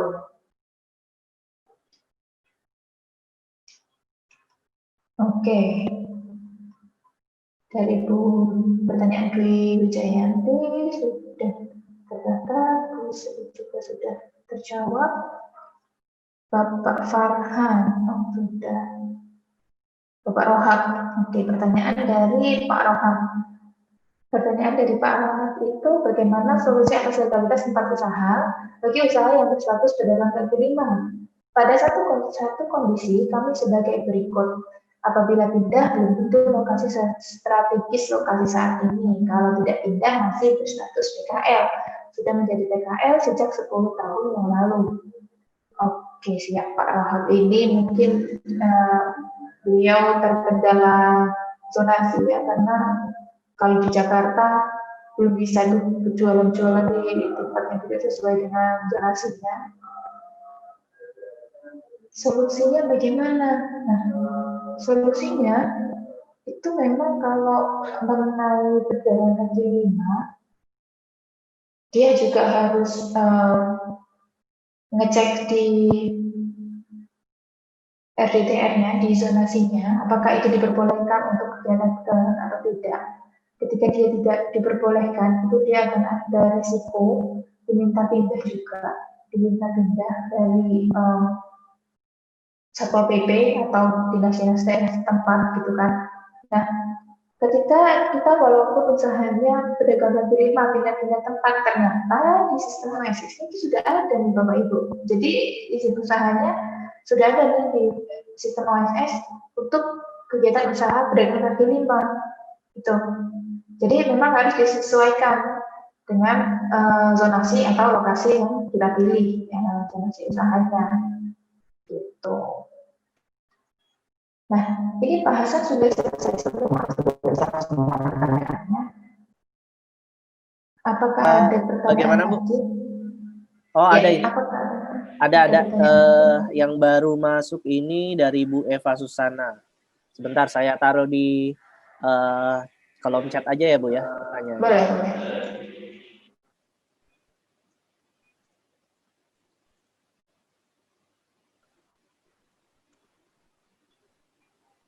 Gitu, Bu. Ibu Eva. Sebentar, saya cek juga. Ini yang paling bawah, Bu.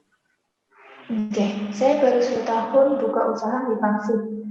Saya baru punya izin SKU kelurahan dan kecamatan.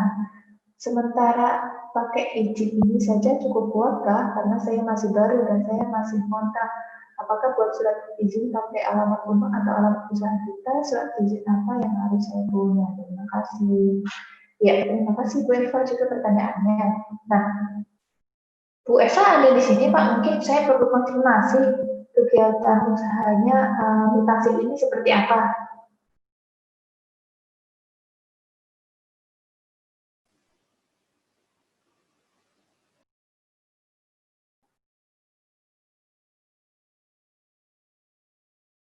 Oke.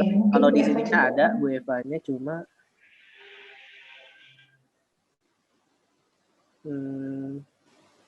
kayaknya keluar. Tadi ada sih. Oke, ya nggak masalah. Kalau misalnya usaha di Pangsit, saya baru punya izin SKU kelurahan. Nah, usaha di Pangsitnya ini kita harus tahu dulu. Yang pertama itu izin usahanya seperti apa? Apakah di Pangsit itu dia punya restoran atau outlet atau modelnya seperti booth atau gerobak kaki lima gitu. Itu beda-beda. Ketika dia punya restoran, punya outlet, itu walaupun dia baru 1 tahun, itu dia harus punya yang namanya TDUP. Nah, TDUP pengurusannya juga tidak cukup dari SKU kelurahan dan kecamatan. Nah, ini yang penting ketika pelaku-pelaku usaha UMKM harus paham.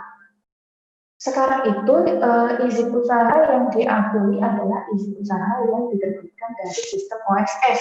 Bahkan sistem PTSP daerah pun itu sekarang sudah tidak berlaku.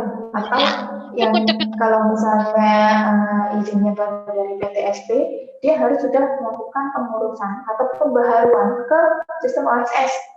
Nah, gitu. Ini mungkin pertanyaan jawabannya untuk Bu Eva, tapi juga bermanfaat untuk teman-teman UMKM yang lain. Kalau misalnya sekarang baru punya izin SKU kelurahan, sebaiknya dari sekarang sudah diproses juga NIB dan izin usaha yang melalui OSS gitu. Terus dari Bu Eva juga kendalanya masih ngontrak. Izin pakai alamat rumah atau alamat usaha kita, surat izin apa yang harus kita punya. Alamatnya masih kontrak, masih pakai alamat rumah. Dilihat dulu, apakah di daerahnya Bu Eva atau teman-teman UMKM yang lain itu mengatur tentang zonasi.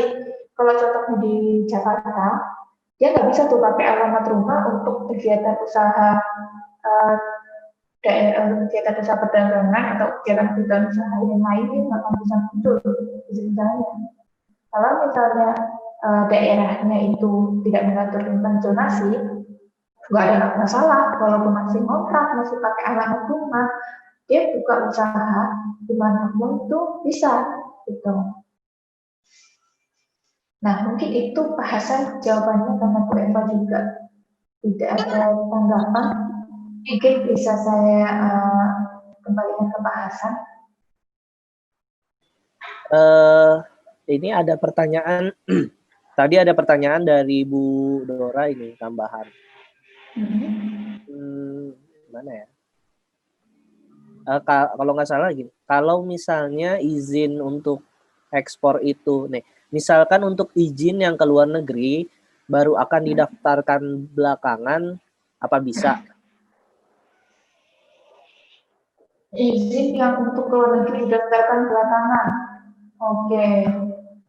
Itu bisa. Jadi sekarang NIB dulu baru dan IUMK baru nanti diproses API-nya. Bisa. Tapi bagaimana Bu Dera? Enggak, kalau misalnya itu didaftarkan belakangan nggak ada masalah ya. Soalnya masih kayaknya tuh saya yang di luar negeri itu kan masih babat alas gitu loh. Masih belum perlu kayak.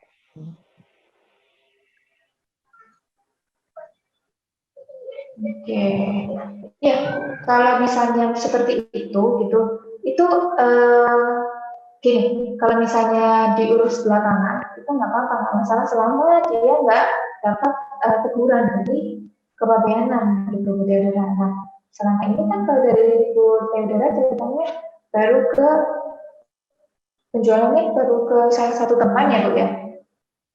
Ke salah satu teman kan pakai ekspedisi biasa gitu. Oke, nah itu nggak masalah sebenarnya. Jadi kalau misalnya dari pihak sana juga nggak minta API, terus dari ketika pengiriman juga diberikan masyarakat, itu nggak akan masalah. Itu yang dilakukan apa? Yang kita takutkan ketika nanti sudah banyak juga ke depannya, terus diminta API, itu nanti pasti akan ditanyakan dari pihak kepabeanan gitu. Kemudian kalau ngurus yang NIB, IUMK, terus ke API-nya itu biayanya sekitar berapa ya Bu? Kalau pengurusannya itu sebenarnya Ibu Theodora bisa akses sendiri, jadi tanpa biaya Bu, semuanya gratis melalui online, langsung keluar semua dokumen-dokumennya melalui OSS gitu Bu. Ya, oke Bu. Nanti coba saya ini deh. Makasih ya Bu. Iya, sama-sama Bu Theodora. Bu, saya mau tambahin, mau nanya juga. Kalau pertanyaan di sini udah semua ya Bu ya? Yang pertanyaan masuk, yang di kolom chat juga. Bapak Ibu kalau misalnya ada yang masih mau ditanya silakan ditulis aja di kolom chat. Tapi sambil nunggu saya juga ada beberapa pertanyaan sebenarnya. Yang pertama, saya belum lama itu baca mengenai artikel gitu ya, berita itu mengenai pecel lele lela Bu. Oke. Yang kena pajak sampai 10 miliar kalau nggak salah ya. Kalau dari sisi saya gini, ini kan kita kan pelaku UKM Bu. Kayaknya juga nggak tahu sih kalau teman-teman yang lain seperti apa. Tapi kalau saya sendiri sih selama kurang lebih 1 tahun lebih ini berusaha, belum pernah bayar pajak sama sekali tuh. Karena mungkin memang juga belum masuk ke aturan pajak kali ya, kurang tahu juga gitu. Dan saya juga kayak ada bikin semacam neon box gitu juga, itu juga belum bayar gitu, belum pernah bayar. Nah, kalau risikonya itu sebenarnya apa sih Bu? Maksudnya apa yang kita harus perhatikan atau siapkan kalau supaya nggak kejadian seperti yang kasus pecel lele lela itu gitu. Oke. Ini untuk antisipasi ya Pak ya. Sebenarnya kalau untuk pajak itu untuk pajak UMKM itu kenanya adalah 0,5%, dan kalau 0,5% karena dia juga dapat beberapa kali keringanan dari Dijen Pajak sendiri. Nah, kalau misalnya sudah seperti itu, terus pelaku-pelaku UMKM juga mereka belum aware terhadap kewajiban pajaknya, resikonya yaitu tadi bakalan bisa sampai kena ke pecel lele lela. Nah, untuk menghindarinya seperti apa? Sebaiknya dari awal itu sudah dibuatkan laporan keuangannya yang sudah sesuai. dengan kenyataannya. Nanti laporannya juga akan ngikut ke pajak UMKM kalau misalnya itu masih perorangan seperti sekarang bahasan. Nah, saya juga kurang mungkin terbatas pengetahuan mengenai pajaknya. Itu nanti bisa dikonsultasikan dengan konsultan pajak Bapak untuk tips dan trik perpajakan itu. Tapi dari awal kita juga selalu tekankan ke pelaku-pelaku usaha UMKM, jangan sampai ke depan itu dapat masalah perpajakan. Sebaiknya dari awal sudah jelas juga laporan keuangannya, laporan SPT-nya juga jelas. Karena banyak juga bukan hanya pejabat yang dapat permasalahan seperti itu gitu.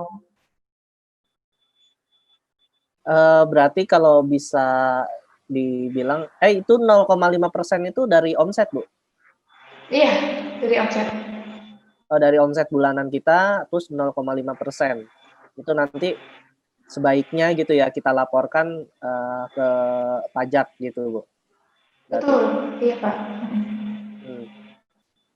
Nah, kalau misalnya ini Bu, masalah tadi kan masalah pajak ya, yang berarti kita harus menyiapkan laporan keuangan ya dari sekarang. Betul. Apakah ada Bu minimal omset baru kita kena pajak gitu di UKM? Oke. Kalau minimal omset nggak ada ya Pak kalau untuk perpajakan. Jadi nanti nilai omset selama setahun baru nanti dihitung 0,5%-nya gitu. Kalau itu pun juga tergantung dari kebutuhan si masing-masing pelaku usaha UMKM gitu. Ketika mereka merasa kalau misalnya 0,5% dari omset itu terlalu berat gitu, mereka juga bisa memilih untuk menjadi PKP. Ketika menjadi PKP yang dikenakan adalah 10% dari keuntungan itu. Oke, cukup jelas Bu. Karena kan omset itu kan kadang-kadang beda ya. Ada yang ngambil marginnya cuma 10%, ada yang ngambil marginnya sampai 50% atau bahkan 100% ke atas gitu kan. Mungkin kalau yang 100% ke atas gampang 0,5% dari omset. Kalau misalnya yang ambil keuntungannya aja cuma 10-an%, marginnya 0,5% kan juga lumayan banget gitu. Iya, betul. Itu yang pertama. Terus saya juga mau nanya mengenai ketenaga kerjaan, aturan mengenai itu. Kalau nggak salah minggu lalu juga udah sempat dibahas sedikit sama Pak Bimo kalau nggak salah ya. Mengenai ini gaji karyawan. Gitu. Kayak contohnya sekarang saya punya karyawan 2 yang itu memang belum digaji belum sesuai dengan UMK ya, upah minimum kota. Ya, Kota Depok itu sekarang sekitar 3,9 juta. Jadi kayak hampir nggak mungkin lah kalau misalnya mau buka usaha itu di awal langsung gaji seperti itu. Nah, bagaimana sebenarnya aturannya mengenai upah minimum ini gitu untuk pelaku UKM? Oke. Sementara kita masih pakai undang-undang ketenagakerjaan Pak karena ternyata cipta kerja juga sampai sekarang masih belum disahkan. Nah, kalau pakai undang-undang ketenagakerjaan itu memang dia sangat ketat mengenai pengupahan. Jadi jelas sekali mengatur kalau pelaku-pelaku usaha entah itu UMKM atau bahkan usaha-usaha yang sudah besar yang wajib untuk menggaji di minimal adalah UMK. Gitu. Nah, ketika pelaku-pelaku usaha ini merasa keberatan untuk membayar sesuai dengan UMK, kita Dinas Ketenagakerjaan sendiri itu di undang-undang juga sudah jelas itu bisa mengajukan semacam bukan penundaan tapi seperti kita mengajukan surat pernyataan gitu kalau kita belum mampu menggaji sesuai UMK. Nah, kita hanya dikasih waktu selama 1 tahun gitu. Jadi selama 1 tahun itu kita sampaikan dulu alasan-alasannya. Kalau misalnya ternyata omsetnya cuma segini, kurang biaya produksi, biaya yang lain-lain, kita belum bisa untuk bayar sesuai dengan UMK gitu. Itu disampaikan ke Dinas Ketenagakerjaan. Nah, dari Dinas Ketenagakerjaan dia akan kasih semacam seperti kompensasi itu cuma 1 tahun. Nah setelah 1 tahun itu dia harus bayar sesuai UMK gitu Pak Hasan. Walaupun bentuknya belum PT atau belum ada legalitasnya gitu. Iya, betul. Sayang sekali itu sangat di undang-undangnya juga dia jelas sekali bahwa bilang kalau misalnya tidak hanya PT, CV, UD pun juga perusahaan perorangan pun dia wajib untuk bayar sesuai dengan UMK. Gitu. Konsekuensinya apa ketika kita tidak bayar sesuai dengan UMK? Nah, itu biasanya nanti akan ada teguran dari Dinas Ketenagakerjaan setempat. Itu nanti diminta untuk bayar sesuai dengan UMK, itu bisa dianggap sebagai utang si pemberi kerja. Gitu. Tapi ini kondisi idealnya kan, maksudnya kenyataannya kan sepertinya kayak kita sama-sama tahu bahwa untuk usaha-usaha yang non formal seperti usaha makanan kaki lima atau usaha kedai-kedai makanan yang masih kecil itu memang nggak ada. Bahkan untuk toko-toko yang besar, cukup besar aja, yang saya tahu ya di paling besar di Depok ada Jalan Margonda, itu di Jalan Margonda aja masih banyak yang masih belum sesuai standar UMK sini gitu. Padahal bentuknya sudah jelas-jelas PT, gedungnya besar, karyawan banyak seperti itu. Berarti kalau bisa saya simpulkan bahwa idealnya memang kita harus membayarkan sesuai dengan UMK. Tapi kalau misalnya memang belum mampu, apalagi ini usaha masih kecil-kecilan seperti itu masih nggak ada masalah asal yang diberi kerja juga ikhlas gitu ya. Maksudnya mengetahui dari awal gajinya yang diterima adalah berapa. Seperti itu ya Bu ya. Oke, benar sekali Pak. Jadi memang ini sering sekali kita temui ya Pak. Jadi kalau usaha-usaha bahkan restoran-restoran besar pun mereka juga kadang masih belum bayar sesuai dengan UMK gitu. Dan nggak ada masalah sebenarnya selama si pekerjanya juga nggak keberatan. Benar. Tapi kita juga sampaikan kalau nanti akan ada resiko-resiko ke depannya kalau misalnya Dinas Ketenagakerjaan itu mereka akan melakukan pengecekan gitu Pak Hasan. Ini ada pertanyaan masuk Bu dari Bu Kurniawati. Bisa dibaca di kolom chat Bu Anggi? Oke, saya sambil cek juga Ibu Kurniawati ya Pak. Iya, yang paling bawah. Kurniawati mengenai pajak beberapa tahun yang lalu suami buka usaha bengkel setelah jalan beberapa tahun dan bayar pajak lancar, namun beberapa tahun kemudian tutup. Suami di luar negeri sekitar 6 tahun tidak aktif. Tapi sekitar 3 tahun yang lalu ada penagihan meski nggak aktif. Setelah dilaporkan nggak aktif, perpajakan minta salah satu persyaratan surat keterangan biaya hidup. Namun sampai sekarang belum bawa. Pertanyaannya, jika kamu buka lagi, misalnya suami kan rencananya pulang mau buka, apa perlu di ini lagi Bu ya, tonggakan pajak yang sekian tahun meskipun nggak aktif itu apa perlu pembayaran, padahal waktu saya laporkan itu sebenarnya dulu mau tutup ceritanya kan karena nggak aktif, sebaiknya saya tutup dulu biar pajaknya nggak ini karena tagihannya udah beberapa tahun gitu.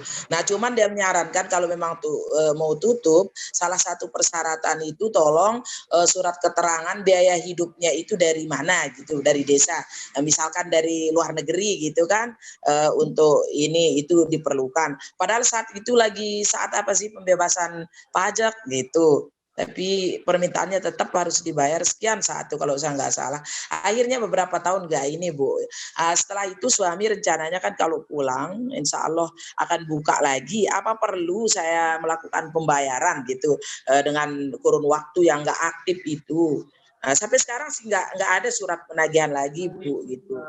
Nah karena sedangkan saya merintis usaha yang berbeda gitu. Apa perlu ini baru. Nah itu aja pertanyaannya Bu, atas jawabannya. Oke, siap Bu Kurniawati. Nah, Kalau dari penjelasannya tadi, berarti kan sudah sempat mengajukan non efektif ya Bu ya. Jadi pelaporannya cuma pelaporan nol gitu ya selama beberapa tahun belum aktif gitu. Oke. Nah, ketika nanti akan ada kegiatan usaha lagi dan pengaktifan pajak kembali, itu pasti nanti diminta untuk melakukan penyelesaian kewajiban-kewajiban pajak yang sebelumnya Bu dari KPP gitu. Oh, memang harus dibayar walaupun tidak aktif Bu ya? Nah ini saya yang kurang paham. Tidak aktif itu sebenarnya kita tetap lapor walaupun nggak bayar, itu tetap lapor nol. Tapi kalau misalnya ibu nggak aktif terus tidak lapor non efektif, itu mereka akan tetap jalan Bu tagihan pajaknya gitu. Jadi sebaiknya memang selama tidak aktif itu dia ibu sebaiknya laporan non efektif gitu supaya nanti nggak jalan terus. Oh gitu. Tagihan pajaknya. Cuman permasalahannya begini, ketika saya sudah laporkan bahwa ini usaha ini nggak aktif lagi, dari perpajakan itu minta surat keterangan itu. Nah, sejak permintaan surat keterangan tidak ini ada ini lagi beberapa lagi agak ribet sih. Nggak lagi saya datang ke sana ke perpajakan, tetapi tidak lagi datang tagihan gitu. Kalau kemarin kan via pos tetap ada tagihannya, meskipun ini gitu. Jadi kalau buka mesti ya itu aja sih, saya agak bingung juga. Jadi apa sih posisinya usaha ini aktif enggak, tapi ininya juga ini belum tidak aktif secara hukumnya, belum pasti kan karena dari sana tidak. Nah tapi yang saya bingungkan nanti jika jalan usaha, apakah saya perlu melapor lagi dengan kurun waktu tidak aktif loh, saya sekitar 7 tahun gitu tidak aktif, kemudian apakah ininya mesti dibayar gitu. Pada saya sudah lapor sih, cuman satu aja surat keterangan itu aja yang belum. Itu permintaan. Nggak tahu sistem sekarang. Iya, itu juga jadi masalah beberapa klien mengenai perpajakan. Mereka nggak dapat surat tagihan, tapi ketika mau pengaktifan kembali itu muncul tagihan dari tahun-tahun sebelumnya, Bu. Jadi kalau bisa itu memang saya sarankan kalau misal usahanya memang belum aktif, maksudnya tidak ada kegiatan usaha sama sekali, dinonaktifkan dulu sampai benar-benar statusnya itu ibu konfirmasi lagi, mungkin ke KPP setempat, konfirmasi lagi apakah status usahanya itu sudah nonaktif atau masih aktif gitu, karena ditakutkan nanti tagihan pajaknya tetap berjalan walaupun tidak muncul surat tagihan gitu. Kemudian ya yang akhir-akhir ini kan kayak bantuan gitu, sedangkan kita baru merintis ini Mbak ya. Apakah dengan izin usaha kan saya kalau rintisan usaha yang baru ini belum ada sih surat-surat yang saya buat gitu. Apakah sebaiknya ndak nunggu usaha ini, mana sih lebih baiknya izinnya dulu ataukah usahanya jalan dulu gitu. Nanti setelah lengkap secara ini legalitasnya nanti usahanya muncul tenggelam gitu kan, karena apalagi saat sekarang ini pandemi gitu. Yang sebaiknya apa sih, kita tunggu jalan dulu atau memang harusnya, karena saat ini yang menerima bantuan banyak sekali pelaku yang ini UKM-nya bukan UKM gitu tapi justru masuk ke rekening semua, nggak ngerti juga sistemnya. Sedangkan yang benar-benar ada usahanya jarang, yang bantuan yang dari dinas koperasi dan lain-lainnya Bu. Gitu aja pertanyaan saya. Oke, Bu Kurniawati. Ini kalau saya lihat izin usaha dulu atau usaha dulu jalan. Nah, sebenarnya Bu, izin itu adalah dispensasi gitu. Kalau misalnya kita melakukan kegiatan usaha dulu tapi belum ada izinnya, artinya itu masih ilegal, itu belum boleh melakukan kegiatan usaha. Jadi memang sebaiknya untuk pelaku-pelaku usaha UMKM, kalau sudah mau jalan usahanya, sudah jelas nih mau jualan apa, mau kegiatan usaha seperti apa, sebaiknya diproses izin usahanya sebelum aktif operasionalnya gitu Bu. Oh gitu ya. Karena takutnya pelajaran yang kemarin dari suami kan setelah semuanya lengkap izin usaha dan lain sebagainya NPW dengan pembayaran karena waktu itu kan ada apa sih sisinya kalau kelompok ini bayarnya beberapa tahun lancar kan nggak lagi jalan tapi pajak tetap gitu. Itu sih aja antisipasinya sebaiknya gimana gitu. Oh iya. Iya, bisa. Jadi nanti nggak apa-apa diurus aja izinnya semua dilengkapi. Kalau misalnya memang belum kegiatan usahanya belum berjalan, nanti bisa lapor non efektif dulu di kantor pajaknya gitu. Itu nanti ibu tetap laporan tiap tahunnya, tapi laporan nol. Kalau pengurusan surat izin usaha secara manual kita bisa langsung ya, atau kalau memang bisa ke online kita minta aja linknya biar semua tahapan-tahapannya kita bisa proses sendiri gitu, Mbak. Oke, kalau izin usaha sekarang sudah melalui online semua Bu. Jadi bahkan IWMK juga sudah melalui online, jadi satu ke sistem OSS. Ini saya kasih linknya di kolom chat ya Bu ya. Supaya nanti bisa dilihat juga, dicek juga untuk prosesnya. HTP. Mudah dibantu sama Pak juga sudah ya Mbak. Iya, sama-sama Bu Kurniawati, semoga membantu. Oke.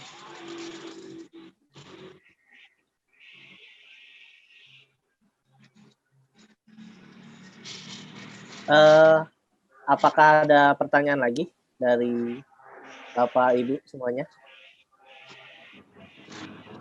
Masih ada ini kesempatan sekitar 15 menit lagi untuk tanya jawab.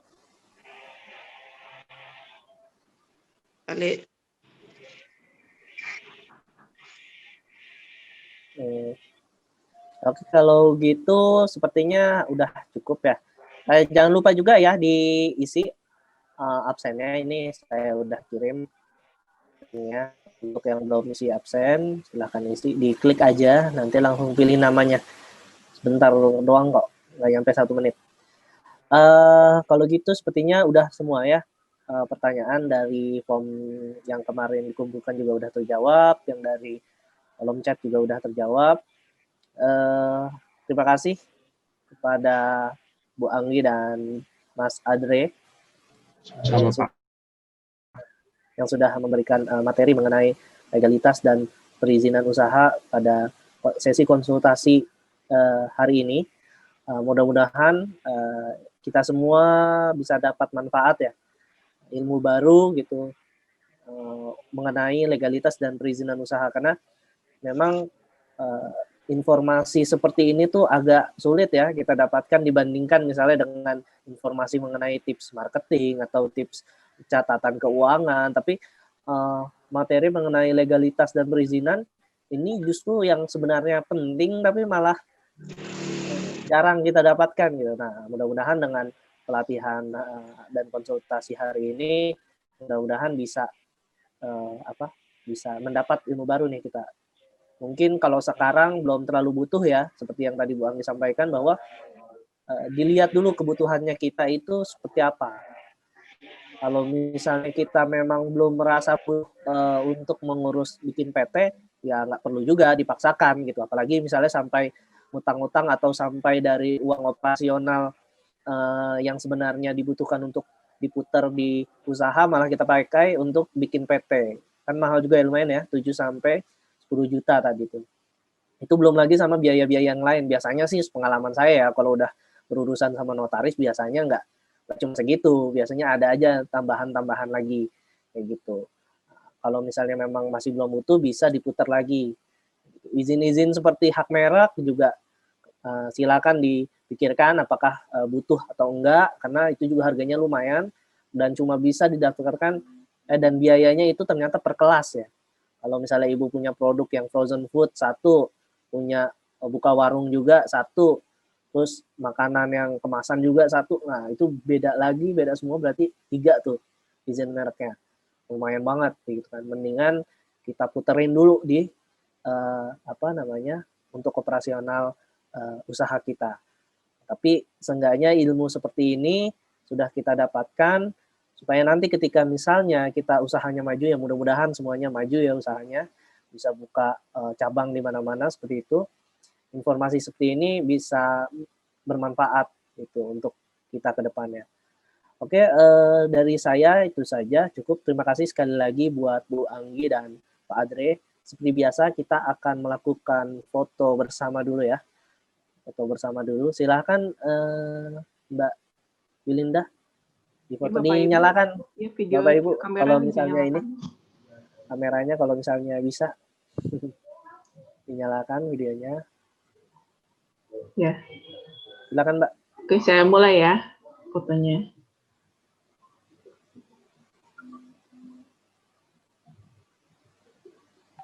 Ya, sudah. Silakan Pak Hasan. Oke, terima kasih sekali lagi buat semuanya, Bapak Ibu yang sudah hadir. Terima kasih juga buat Bu Anggi, Mbak Adre, Mbak Yulinda, dan saya sebagai moderator, mohon maaf jika ada salah-salah kata dalam memandu kegiatan ini. Kurang lebih mohon maaf. Wassalamualaikum warahmatullahi wabarakatuh. Waalaikumsalam warahmatullahi wabarakatuh. Terima kasih, Pak Terima kasih, Mbak Terima kasih. Pak Adre. Terima kasih semuanya.